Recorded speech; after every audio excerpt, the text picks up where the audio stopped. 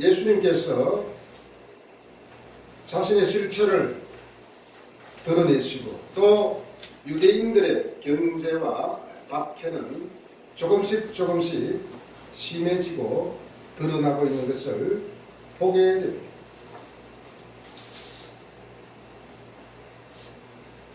일절에 보니까 그 후에 유대인의 명절이 되어 예수께서 예루살렘에 올라가시니라고 되어 있습니다. 유대인의 명절, 어떤 명절인지는 기록해 놓지 않았지만 뒤에 보면 예수께서 예루살렘에 올라가시니 요 말이 단서가 되거든요. 도대체 유대인의 명절이 어떤 명절이에요?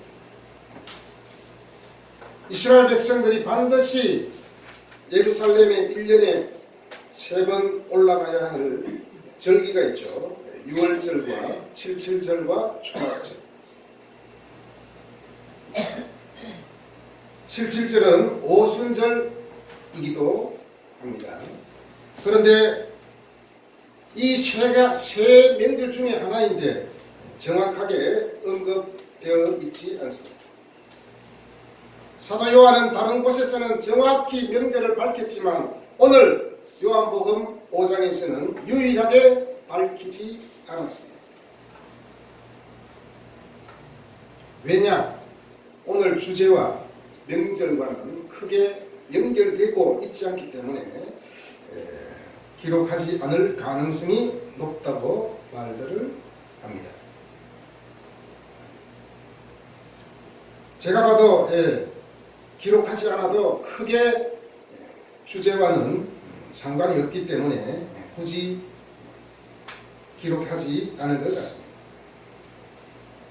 유대인의 명절이 되어 예수님께서 예루살렘에 올라가십니다. 예수님도 역시 똑같이 다른 사람들과 마찬가지로 여기에 예루살렘에 올라가셨습니다.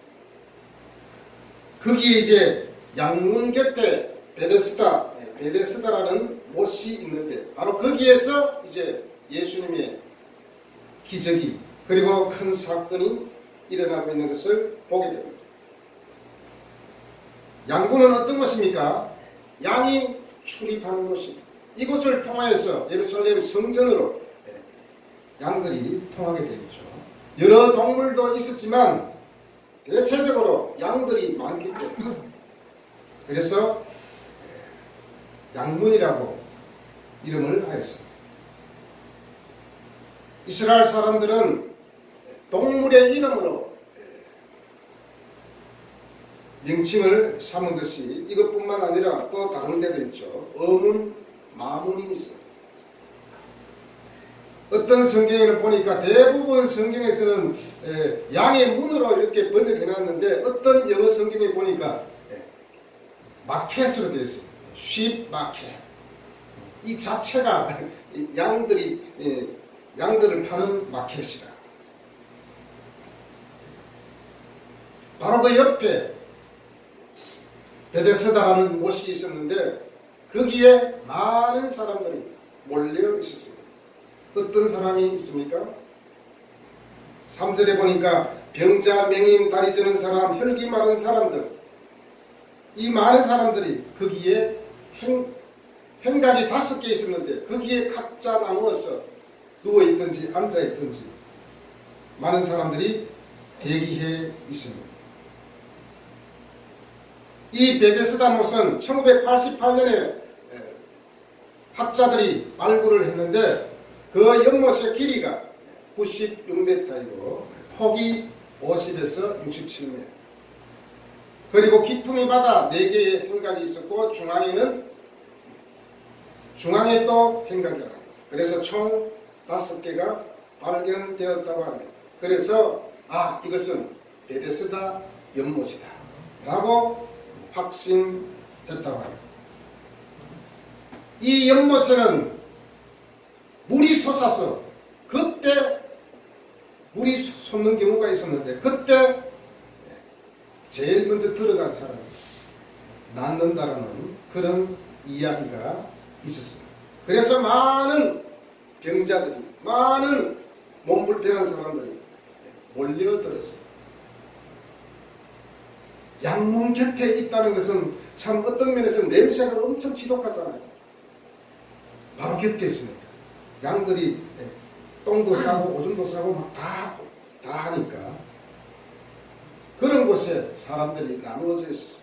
그것도 한두 명도 아니고 여러 사람들이 모여 있어요. 그리고 관리하는 사람들도 있었겠죠. 또 마침 명절이기 때문에 많은 사람들이 오고 가고 있습니다. 너무나도 번잡하고 그러한 환경에 놓여져 있었습니다.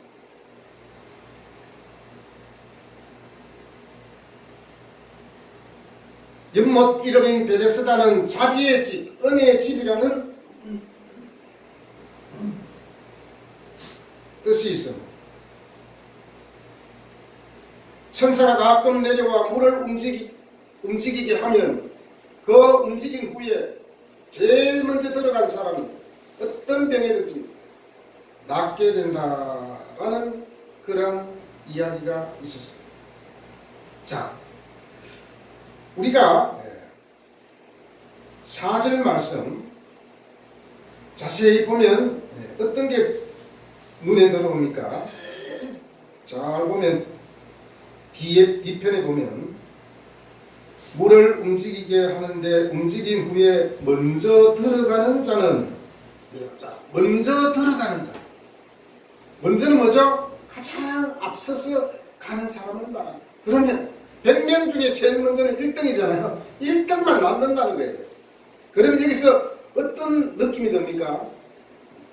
100명이면 100대 1, 100대 1. 엄청난 경쟁력을 볼 수 있습니다. 경쟁. 100명 중에 1명 나갈 수 있다면 나머지 다른 사람들, 심각한 사람들은 도저히 1등 할 수가 없습니다. 얼마 전에 군대에서 어떤 일이 있었죠? 선착순 하다가 죽었잖아요. 저도 선착순 해봤거든. 저는 저 못 돼요 이렇게 했지만 끝까지 꼴찌가 남을 때까지 계속 뺑뺑이 돌리는 거예요. 선착순. 그럼 제일 마지막에 오는 병사는 엄청 힘들겠죠. 특히 훈련병일 때.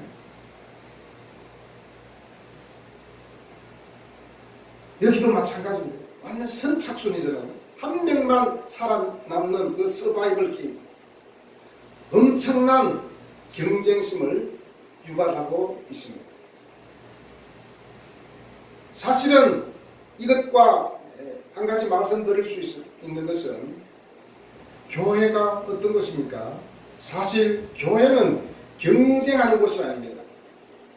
또 어떤 목사님들은 성도들을 계속 경쟁심을 부추기고 그렇게 해서 성도들을 경쟁심을 붙여가지고 서로 싸우게 하고 분쟁이 일어나는 것을 보게 돼요. 또 어떤 교회는 문제가 생겨가지고 무너지는 그런 교회들. 어떤 집사님은 뭐 냉장고를 헌물했어요. 또 어떤 분은 그 다음 주에 TV를 했어요. 계속 경쟁을 붙입니다. 지난번에도 말씀드렸지만 그 교회 사고가 났었잖아요. 계속 경쟁심을 부추겨가지고. 교회는 절대로 선착순이 되어서는 안 됩니다. 함께 해야 됩니다. 단 한 사람을 위해서 교회는 여력이 되면 엘리베이터를 설치할 수 있어야 되거든요. 예전에 어떤 대학교에서 엘리베이터를 설치해야 된다고 하니까 우리 학교에는 장애인 한 명밖에 없어요. 한 명 때문에 엄청난 돈을 들여서 어떻게 합니까? 그것은 복지가 아닙니다. 단 한 명이 있어도 해야 합니다. 왜냐? 사실 복지가 경쟁이 되면 안 되죠.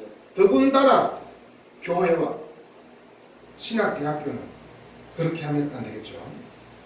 한 명을 위해서도 투자를 해야 되는 것이 주의 본능입니다. 그런데 지금 이곳에서는 경쟁을 하는 바람에 38년 된 병자가 한 번도 1등을 한 적이 없습니다. 할 수가 없습니다. 반드시 누군가의 도움이 필요한 것이죠. 사실 딱 보면은 이 38년 된 병자에게도 문제가 물론 있겠지만 주변에 사람들도 문제가 있어요. 주변에 여러 사람들이 있지 않겠습니까? 예루살렘 성전으로 올라가는 사람들이 수많은 사람들이 있었는데도 불구하고 아무도 38년 된 병자를 돌아보지 않았다는 것입니다. 자기들끼리 죽든지 말든지 그냥 자기들만 예루살렘 성전에 가서 제사를 지내요. 굉장히 이기적입니다. 저는 그런 것을 발견했습니다.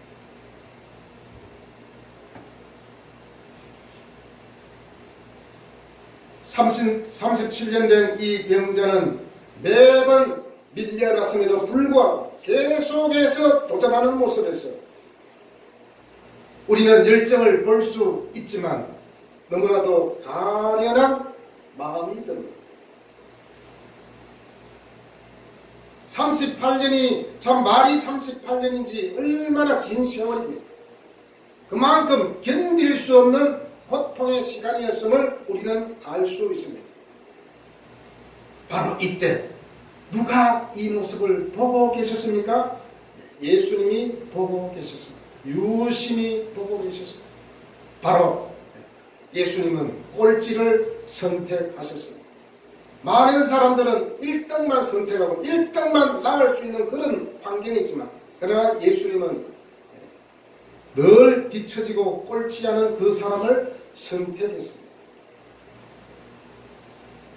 그래서 6절에서 네가 낫고자 하느냐 라고 물었어요. 당장 바로 이렇게 고쳐주시지 않으시고 네가 낫고자 하느냐. 이것은 그가 낫고자 하는 강한 열망을 가지고 있는지 확인하시기 위한 것이 아니라 그에게 예수님 자신에 대한 믿음을 확인하기 위한 것이었습니다. 네가 낫고자 하느냐라고 예수님께서 물었을 때 그는 어떻게 대답합니까? 7절에서 주여 물이 움직일 때마다 나를 옷에 넣어주는 사람이 없어 내가 가는 동안에 다른 사람이 먼저 내려가나이다. 철저한 경쟁 가운데 서 있습니다. 그는 예수님을 주라고 부르고 있습니다. 이것을 볼 때에 예수님이 보통 사람은 아니다라는 것을 알았을 것입니다. 범상치 않는 분이다 라는 것을 느꼈을 것입니다. 자, 우리가 여기서 주여 하는 이 한마디에도 우리가 엄청난 그 마음의 심정을 그 마음을 우리가 헤아릴 수 있지 않겠습니까? 우리가 그냥 성경 읽을 때는 주여 물이 움직일 때마다 이렇게 읽지만 이 주여라는 이 말에는 어떻게 주여를 부르는가에 따라서 그 마음이 더 커지겠죠. 절박함을 더 느낄 수 있겠죠. 어떤 사람은 주여라고 부를 때 읊조리듯이 그냥 주여 오늘도 나를 인도하소서 이렇게 말하는 사람들도 있습니다. 그리고 시낭송하듯이 또 어떤 사람은 습관적으로 예전에 저희 어머니는 습관적으로 주여 한숨 쉴 때도 주여 마치 한숨을 대신해서 주여 주여 하는 것을 보았습니다. 물론 아이고 하는 것보다는 낫겠지만 습관적으로 한숨을 대신해서 하는 이 주여는 좀 안 하는 게 좋겠죠. 그리고 가슴을 쓸어내리며 주여라고 하는 사람도 있습니다. 주여. 이를테면 큰 예배당에 아니면 조용한 큰 기도원에 아무도 없습니다. 혼자 조용히 앉아있을 때 어떻게 합니까? 꽝치지 않습니다. 가슴을 쓸어내리면서 이렇게 주여. 그러면 어떻게 됩니까?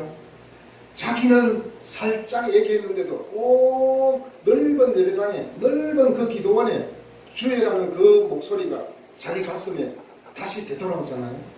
주여.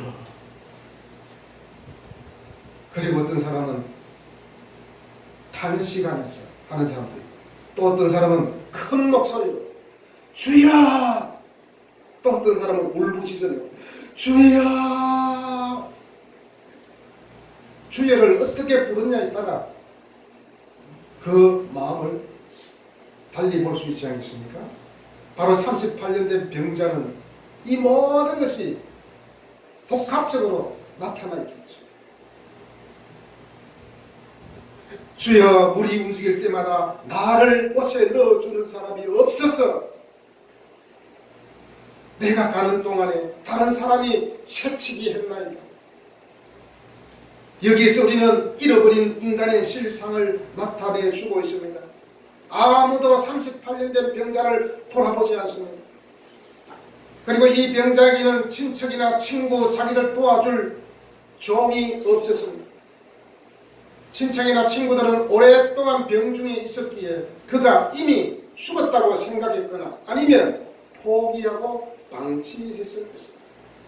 그리고 너무 가난하여 38년 동안 아팠는데 있을 게 뭐가 있었겠습니까? 당연히 종도 없었습니다. 그러니 그 마음이 얼마나 비참하고 좌절하겠습니까? 요즘 우리나라에도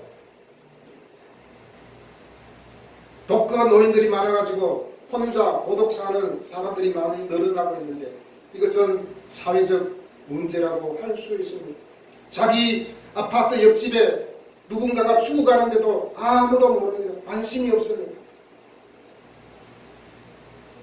물론 나라에서 이런 것을 다 보완하고 대책을 세워야 되겠지만 그러나 우리에게 먼저 이웃이 돌아볼 수 있는 그런 환경이 된다면 얼마나 좋겠습니까? 주님, 내가 저곳에 가고 싶지만 나는 열심히 간다고 갔는데 다른 사람이 새치기 했어요. 어떻게 합니까? 참 절박함과 안타까운 마음을 볼 수가 있습니다. 7절 한 문장에서 우리는 절박함과 긴박성을 볼 수 있습니다. 선착순 할 때 어떻게 합니까? 여기 땅 하면 막 뛰잖아요. 절박함과 긴박성. 내가 저기 들어가지 않으면 안 된다는 그 절박감. 그리고 경쟁심에 의해서 긴박한 그런 상황. 물이 움직일 때 제일 먼저 들어가야 하는데 자신의 능력으로는 도저히 이룰 수 없는 그런 상황입니다. 병에서 낫고자 하는 그의 깊은 열망은 그에게 가까운 친구가 없어서 물이 움직일 때마다 그가 그 물에 들어갈 수 없었지만 그 오랜 세월 동안 끈질기게 그 못으로 와서 자리를 지킨 것으로도 충분히 그의 열망을 증명하고 있습니다. 이 말씀을 제가 묵상하고 준비하면서 이런 것을 느꼈습니다. 그래도 참 우리나라 복지시설이 참 잘 돼 있다. 복지정책이 잘 돼 있다는 것입니다. 왜냐? 요즘 같으면 바우처가 있어가지고 바우처가 없고 뛰겠지만 그때는 바우처가 없었잖아요. 요즘 같으면 좀 요즘에 이분이 있었으면 좀 어땠을까? 힘센 어진이가 덩이 없고 막 뛰면 되니까. 그런데 그조차도 이때는 없었다는 것입니다.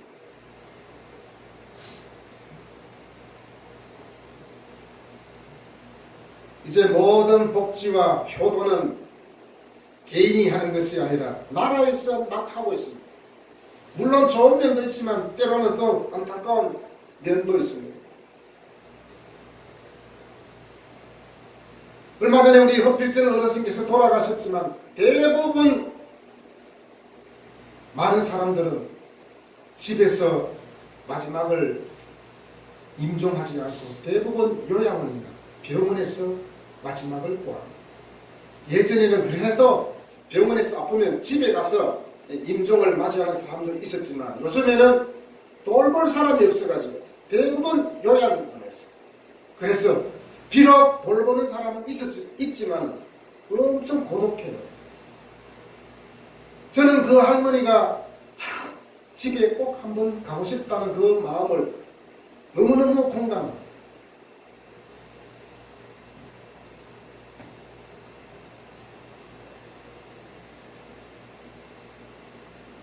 바로 이 38년 된 병자를 유심히 지켜보고 있던 예수님께서 그에게 네가 낫고자 하는,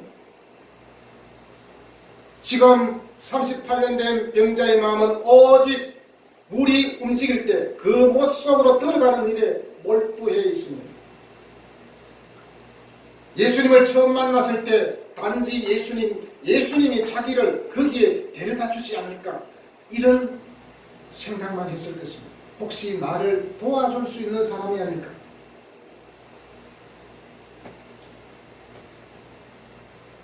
이 부분에 대해서 종교개혁자 칼빈은 이렇게 말했습니다. 38년 된 병자의 생각은 우리의 일상적인 생각과 참으로 유사하다. 그는 하나님의 도우심을 자신의 생각대로 제한해버렸으며 자신이 확신하는 이상의 것을 결코 기대하지 않으려 했다. 그는 병을 고침받겠다는 열망은 있었지만 예수님한테 간청하지 않았습니다.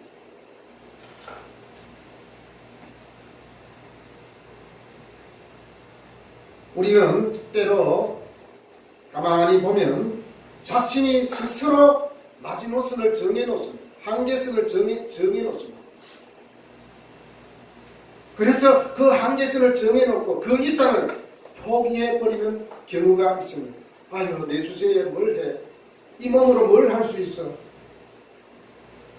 돈도 없고 학력도 없고 내가 뭘 할 수 있겠어? 한계를 딱 정해놓고 뛰어넘지 못합니다. 마치 38년 된 병자와 같은, 지금 때로는 38년 동안 이렇게 아팠지만은 그 한계를 뛰어넘을 수 있는 그 믿음이 우리에게 필요합니다. 만약에 이 38년 된 병자가 예수님이 누구인지 알았더라면 바로 주여 나를 고쳐주세요, 당신이 원하시면 나를 고칠 수 있나이다 라고 메어 달렸겠죠. 그는 강구보다도 나를 도와줄 사람이 없다고 하면서 구하지 않았습니다. 이때 예수님의 따뜻한 마음을 읽을 수가 있습니다. 예수님은 꾸짖지 않았습니다. 야, 너는 표정만 구하고 너는 왜 표정만 구하느냐, 이렇게 다그치지도 않았습니다. 그냥 불쌍한 느낌, 자비의 느낌. 베데스다가 자비의 집이 아닙니까? 예수님도 그 가련하고 저 믿음 없는 저 사람을 보면서 안타까운 마음이 들었습니다. 그래서 예수님께서 명령하십니다. 일어나 제자리를 들고 걸어가라. 주께서 하신 이 말씀, 일어나 내 자리를 들고 걸어가라, 그토록 오랜 세월 불구로 지내온 무능한 사람에게 이것은 이상한 명령이었습니다. 그러나 이 주님의 신적인 말씀이 능력의 매체가 되었습니다. 그것은 질병에 대해 떠나가라는 명령이었고 그 사람의 육체에 대해서는 강건해지라는 명령이었습니다. 그 자신에 대해서는 스스로 분발하라는 그런 명령이었습니다. 본인이 스스로 일어나 걸어야 했습니다. 예수님이 손잡아서 야 빨리 일어나, 빨리 걸어, 이렇게 하지 않았습니다. 네가 스스로 일어나 걸어. 예수님은 단지 명령만 하셨습니다. 그렇게 의지를 품고 시도하면 그렇게 힘을 주시겠다는 것입니다. 우리는 때로 나의 연약함, 나의 부족함, 여러 가지 환경 때문에 주저앉아서 하나님께 도움을 청하지 않습니다. 아유, 나는 돈도 없고요, 나를 도와줄 사람도 없고, 나를 이끌어줄 사람도 없고, 나는 흙수저이고, 나는 아무것도 없는데 어떡합니까? 그래서 나는 성공할 수가 없어요. 이렇게 우리가 말할 때가 있습니다. 그럴 때 믿음이 필요합니다. 주여, 아무도 나를 도와주지 않지만 주님께서는 나를 도와주실 줄로 믿습니다 라고 주님께 기도해야 되지 않겠습니까? 죄인이 회심한다는 것은 고질적인 질병을 고치는 것과 같습니다. 이 일은 일어나 걸어라, 돌이켜서 생명을 얻어라, 마음을 새롭게 하라는 말씀, 곧 명령에 의해 이루어진다는 것입니다. 이 명령은 무능한 사람 속에 그렇게 할 만한 능력이 없고 오직 하나님의 은혜로만 이룰 수 있다는 것을 전제합니다. 그러나 만일 이 사람이 마음을 일으켜 그 명령에 따르지 않았다면 마음을 얻지 못했을 것이고 그 책임은 그에게 있게 되었을 것입니다. 그렇다고 해서 그가 일어나 그런 것이 자신의 힘으로 되었다는 말은 아닙니다. 바로 그리스도의 능력으로 된 것입니다. 오직 주께서 모든 영광을 받으셔야 합니다. 여기서 우리가 주목할 점은 그리스도께서 그 사람에게 일어나 물로 들어가라 하시지 않으시고 일어나 걸으라 하셨습니다. 물로 들어가는 것은 뭐죠?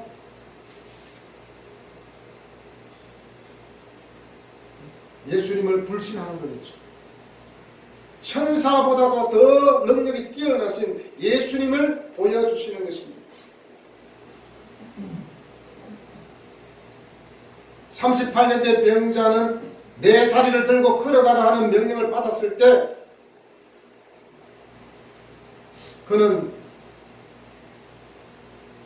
따지지 않았습니다. 아이고 하나님, 아이고 예수님, 주여 어찌 그러십니까? 저 물속에나 데려다 주시지 왜 나를 일어나라고 하십니까? 네, 그러지 않고 그냥 뭐죠? 9절에서 그 사람이 곧 나아서 자리를 들고 걸어가니라. 내용상으로는 아무런 변명과 어떤 대꾸라든지 반박이 없습니다. 그냥 순종해서 자리를 들고 걸어갔다고 했습니다.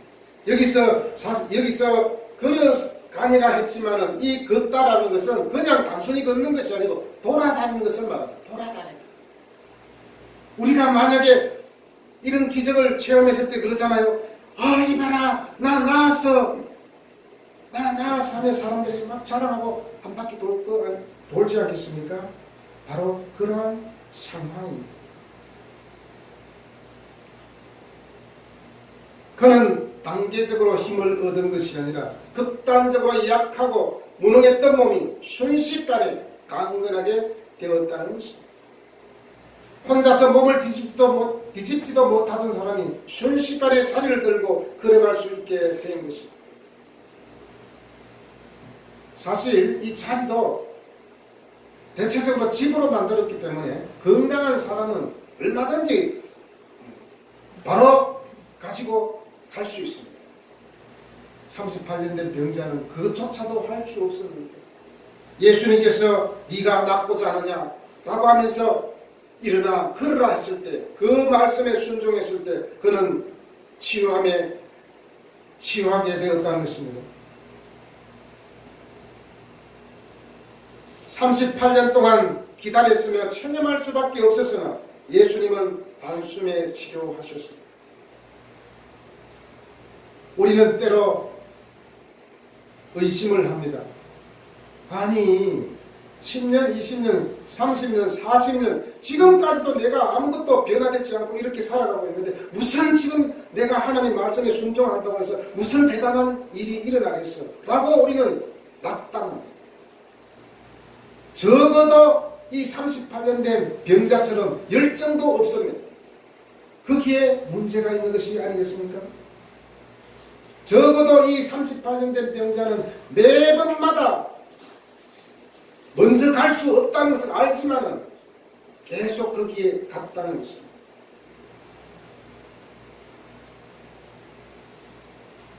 그는 누군가가 들어주어야 다닐 수 있던 그 사람이 자리를 들었을 뿐만 아니라 걸었습니다.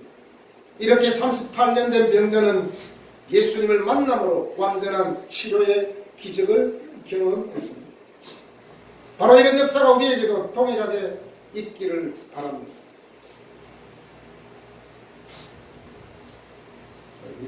근래에 어떤 인터넷 뉴스에 보니까 몇 년입니까? 엄청 오랫동안 내사 상태에 빠진 사람이 살아났대요. 기적적으로. 한 1, 2년이 아니라 수십 년. 그렇게 좀 둔 것도 대단하지만 일어나는 것도 참 대단합니다. 우리는 주님의 기적을 막연히 그냥 앉아서 기다릴 것이 아니라 간구해야 됩니다. 그리고 우리는 신앙생활 하면서 이런 경우가 많잖아요.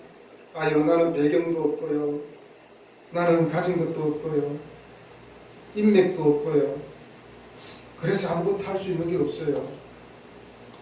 이것은 어떤 면에서는 38년 된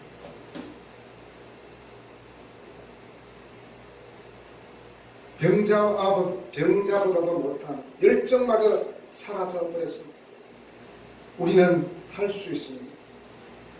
내가 아무것도 할 수 없고 누군가의 도움을 받을 수도 없는 상황이라 할지라도 그때 우리가 주님 앞에 서서 주여 나를 도와주옵소서. 단순히 읊조리고 신앙송하듯이 주여가 아니라 주여 나를 도와주소서. 그런 부르짖음이 있어야 되지 않겠습니까? 예전에 누굽니까? 지금 104살까지 살고 계시는 철학가 교수님이 계신데 그분의 책에서 이렇게 말했거든요. 현대인의 병은 무감각한 병이다. 더 큰 병은 내가 무감각하다는 사실도 모른다는 병이다. 이런 말을 했습니다. 우리는 내 마음을 알아야 됩니다. 나의 상태를 알아야 됩니다. 하나님 말씀이 선포되어지고 하나님 말씀을 읽다가도 나의 죄가 드러나야 되고 나의 모습이 드러나야 됩니다. 그래야만 발전이 있습니다. 계속해서 이건 당연한 거지. 세상이 문제지 내가 문제가 아니야. 내가 시대를 잘못 태어나서 그래. 내 주변에 좋은 이웃이 없어서 그래. 나는 친구가 없어서 그래. 계속 잘못되는 것만 계속 우리는 생각하고 실패할 이유들만 계속 보게 됩니다.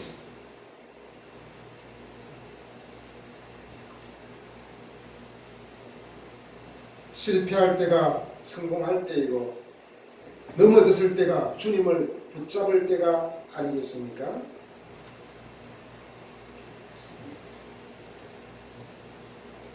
예수님의 사랑은 꼴찌에게 나타났습니다. 38년 된 고칠 수 없는 그런 상황까지 간 사람에게 나타났습니다. 죄인을 향한 그리스도의 사랑은 치유의 사역과 연관됩니다. 본문의 38년 된 병자는 그리스도를 믿는 믿음으로 말미암아 일순간에 치유의 기적을 맛보았습니다. 이로써 그는 정상인의 삶을 회복하였고 여기에서 그리스도의 사랑을 완벽하게 체험했습니다.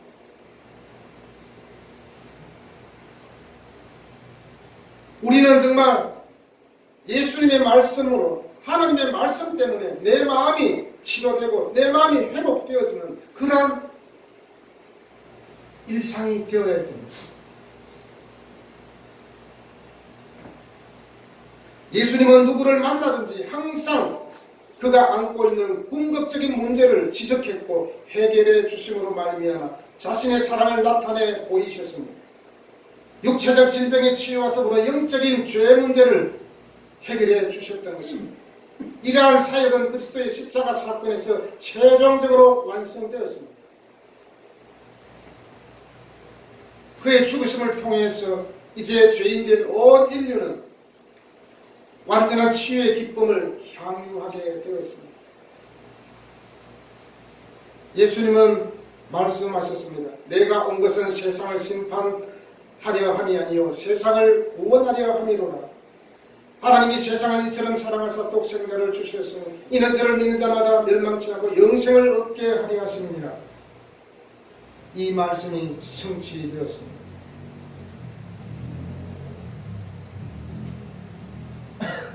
예수님께서 38년 된 병자를 고쳤을 때에 이때 또 주시하는 사람들이 있었습니다. 바로 유대인들이었습니다. 유대인들이 10절에서 안식일인데 네가 자리를 들고 가는 것이 옳지 아니하리라 했습니다. 유대인들은 어찌하든지 안식일을 범하며 병자를 고친 사람이 누구인지 색출하고자 했습니다. 분명히 그들 마음에는 아마 예수일 거야. 그래서 완전한 현행범으로 딱 잡으려고 딱 했는데 예수님은 이미 자리를 피하셨습니다. 사실 여기서 끝내면 되는데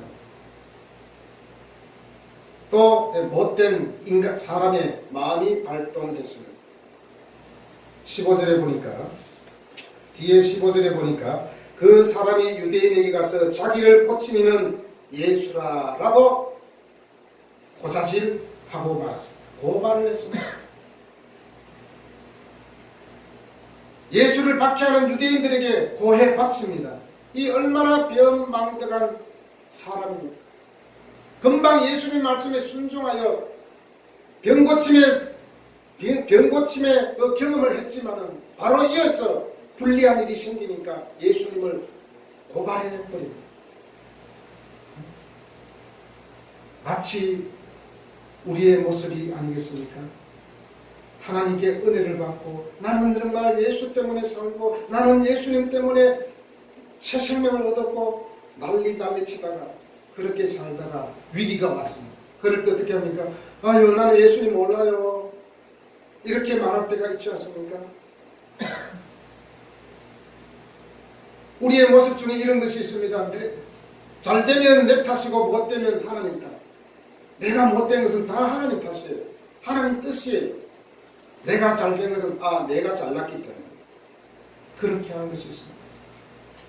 우리는 실패하든지 성공하든지 항상 내 배경에는 예수 그리스도 하나님이 계시다는 것을 우리는 믿고 있어야 됩니다. 그리고 우리의 믿음을 끝까지 유지해야 됩니다. 우리는 하나님의 사랑을 입었습니다. 그 사랑이 끝까지 유지될 때에 그 사람은 성숙한 사람, 성장한 사람이라고 할 수 있습니다. 하나님의 사랑을 입었으면서도 또 다른 문제가 생겼을 때 그 사랑을 잊어버리고 배은망덕하게 행동하는 것이 아니라 끝까지 주님의 은혜에 감사하여 나의 나 된 것은 주님의 은혜요. 그러면서 주님 앞에 나아가야 될 줄로 믿습니다.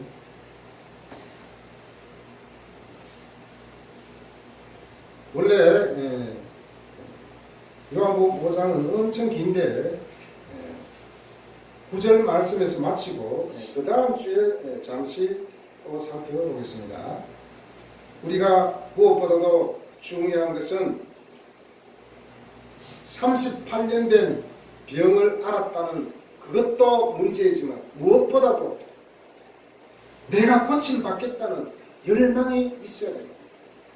아유 이제 인생 살 거 다 살았는데 지금 와서 내가 뭘 바래 하면서 그냥 안주하며 살아간다는 것은 굉장히 우리 신앙과 우리 삶의 적신호라고 할 수 있습니다. 항상 우리는 주님께서 낫고자 하느냐 하면 예 저는 낫고자 합니다. 오히려 주님께서 낫고자 하느냐 이 질문을 하시기 전에 먼저 주여 나를 도와주소서 절박한 심정으로 주님을 부르짖고 찾을 때 거기에 또한 기적이 일어나지 않겠습니까? 우리의 일상이 기적이 되어야 됩니다. 사실 우리 지금 일상이 기적이라는 사실을 우리는 아시지 않습니까? 어떤 병원에 가면 물도 마음대로 못 먹고 자기 스스로 할 수 없는 사람들이 얼마나 병원에 많이 있습니다. 우리가 지금 일상에서 이렇게 숨쉬면서 살아가는 자체도 기적이라는 사실입니다. 제가 요즘에 잘 때 목이 많이 마르더라고요. 혀가 이렇게 마르고 그래서 우리 아버지가 돌아가시기 전에 태거나 목이 마르다 물 좀 더고 그 심정이 딱 느껴지더라고요. 목이 엄청 이게 혀가 또 이렇게 마르다고 할까요? 그래서 새벽에 나와서 물을 마시고 하는데 우리가 물을 마음껏 마실 수 있고 숨도 쉴 수 있고 마음대로 걸을 수 있고 내 스스로 할 수 있는 일이 있는 그것이 기적이 아니겠습니까? 참으로 하나님께서 여러분을 향한 뜻은 분명히 성경에 나타나 있습니다. 하나님 하신 말씀을 믿고 우리는 순종한다면 하나님께서 우리의 삶에 더 큰 기적을 주시지 않겠습니까? 믿고 우리는 그렇게 살아갈 때에 하나님께서 크신 은혜를 주실 줄로 믿습니다. 기도하겠습니다.